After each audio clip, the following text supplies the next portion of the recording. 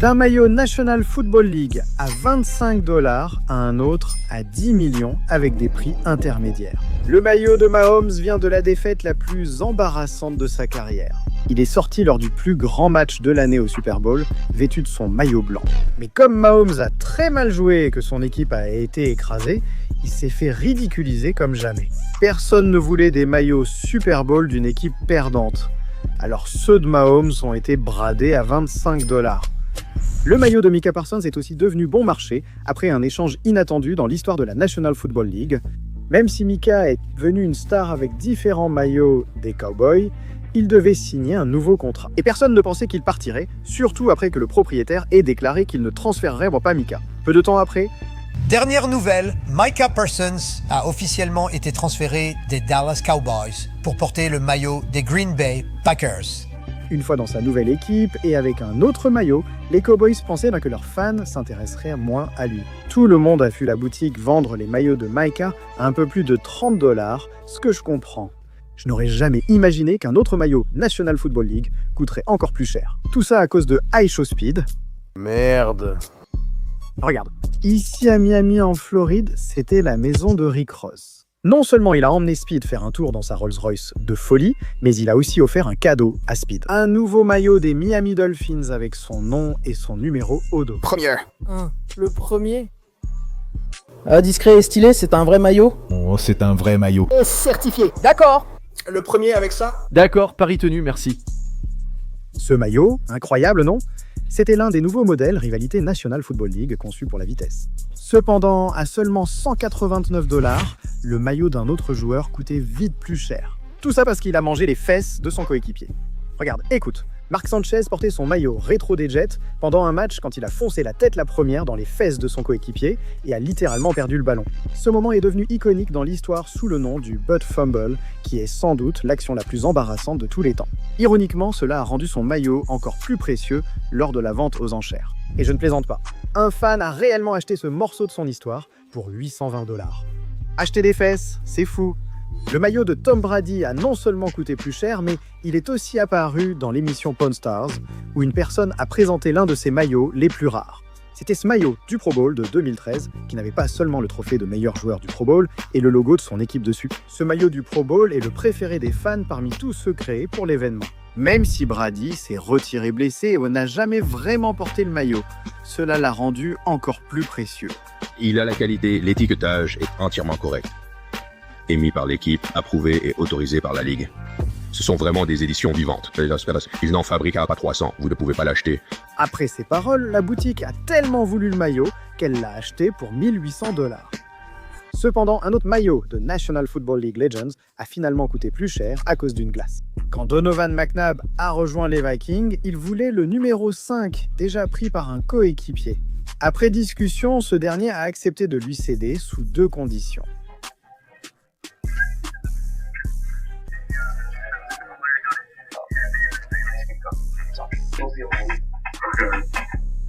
McNabb a dû céder sa place à ce gars, car peu après, c'est lui qui portait le maillot numéro 5 des Vikings. Mais le maillot de CeeDee Lamb n'est pas seulement devenu plus précieux. Cela a créé la controverse, car il a reçu une amende plus de 4 fois supérieure, tu vois. Bien que CeeDee ait brillé avec des actions incroyables lors de ce match, la ligue No Fun a noté que son maillot est resté sorti tout le temps.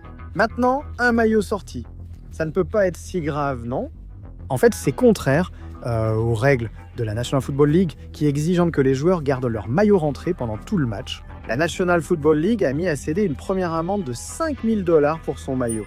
5 000, c'est fou. Mais lors du match suivant, CD est revenu avec le même maillot et a encore dominé, tout en gardant son maillot sorti de son pantalon. D'accord.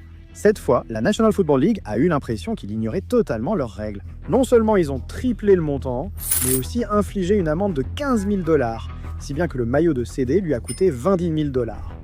Merde. Le maillot encore plus cher de Travis Kelce ne concernait pas seulement Taylor Swift, il pourrait aussi sauver des vies d'enfants. Le Gelf Wish Fund aide les enfants gravement malades, et ce don est très important pour Travis et Taylor. En apprenant que la fondation organisait une vente aux enchères au profit des enfants, ils ont réagi. Ils ont encadré un maillot porté par Travis lors d'un match signé par eux deux, avec une photo de lui le portant et une photo d'eux ensemble. Le maillot a finalement été vendu aux enchères au profit des enfants malades, rapportant 21 000 €. Putain. Pour la première fois, je suis vraiment fier de quelque chose que Travis et Taylor ont fait. Mais si je vous disais, le maillot de Josh Allen a coûté encore plus cher et devrait être exposé dans une bijouterie? Josh a obtenu ça pour ce qu'il a fait en 2024. Il a porté ses maillots toute la saison, ce qui l'a rendu favori pour le titre de meilleur joueur. Avant l'annonce officielle, ses coéquipiers lui ont offert une chaîne meilleur joueur à l'effigie de son maillot, en or blanc et incrusté de diamants. Le dos affiche les noms de tous ces gars gravés. C'est vraiment incroyable. Et Josh devait bien savoir que tout ce bling-bling coûtait cher. Ça a coûté 40 000 $. Bien que le maillot de Saquon Barkley vaille des milliers de dollars de plus, il a en réalité aidé des personnes ayant échappé de peu à de graves brûlures. Saquon et son maillot sont intervenus après avoir vu la situation à Los Angeles, Californie. Les pompiers luttaient sans relâche, menant une bataille totale au sol et dans les airs. Des familles fuyaient pour survivre. Des maisons valant des millions ont brûlé. Le ciel orange rappelant l'apocalypse. Le lycée a pris feu. Paul brûlait des deux côtés. Et ce feu, au cours des dernières heures, je veux dire, regarde les rafales. Les rafales en ce moment. Le service météorologique national avertit que les conditions seront aussi mauvaises que possible. Le pays entier compatissait avec ceux qui vivaient cela. La National Football League et de nombreux fans ont commencé à faire des dons aux habitants de Los Angeles. Saquon devait jouer contre les Rams de Los Angeles en play-off et prévoyait de vendre aux enchères son maillot du match pour soutenir leur ville, peu importe le résultat. Sachant que le maillot vaudrait plus après un gros match, Saquon a finalement fait un match incroyable en battant le record des Eagles pour la plus longue course de touchdown et le plus grand nombre de yards dans un match en atteignant 205 yards. Puis, peu de temps après le match, son maillot a été mis aux enchères, signé, certifié, et toutes les recettes étaient destinées aux victimes des incendies. Ensuite, lorsque l'enchère finale est tombée, le maillot de Saquon a servi une bonne cause en se vendant pour 45 000 $. Beaucoup de respect pour Saquon, mais le prochain joueur de la National Football League va vous faire ressentir l'inverse. Comme son maillot n'a pas seulement coûté plus cher, il l'a utilisé pour faire quelque chose d'illégal. Mais même si cela a établi un record du monde, ce n'est même pas la moitié du prix de l'un des premiers maillots que Tom Brady ait jamais porté. Brady a porté ce maillot à l'Orange Bowl 2000, son dernier match universitaire. Après 2 touchdowns encaissés, le maillot blanc, bleu et jaune de Brady a dû lui donner un incroyable sang-froid. Parce que cet homme a porté l'équipe sur ses épaules en lançant 3 touchdowns pour finalement revenir au score et envoyer le match en prolongation. Ensuite, Brady a marqué le touchdown décisif. Depuis, ce match est considéré comme une étape clé où les fans ont vu les premiers signes de sa grandeur. Brady est devenu le plus grand joueur de football américain. Son maillot universitaire porté lors d'un match a été vendu aux enchères. À quel prix? Vendu pour 660 000.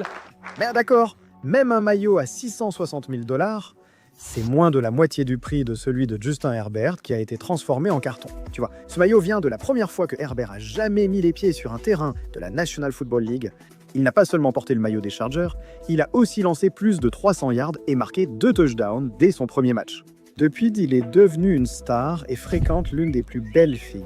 Son premier maillot a été inclus dans une carte de rookie signée par Herbert, devenue très chère. Elle a le patch du logo National Football League Shield de son maillot, simplement parce que la carte porte la mention One of One. La carte maillot de Herbert a été achetée par un fan pour 1 800 000 $.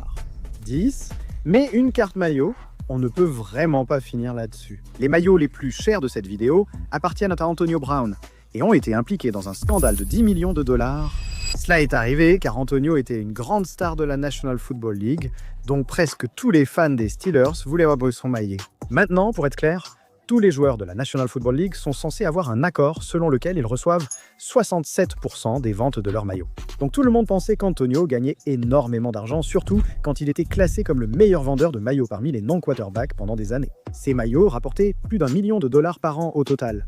Et il avait même l'un des maillots les plus vendus de toute la décennie 2010. Alors que le maillot d'Antonio semblait très rentable, il a poursuivi la National Football League pour escroquerie. Il a dit que Nike et la National Football League ne lui versaient que 5% de ses royalties sur les ventes de ses maillots, gagnant 9 ou 10 millions de $ de plus sur son dos.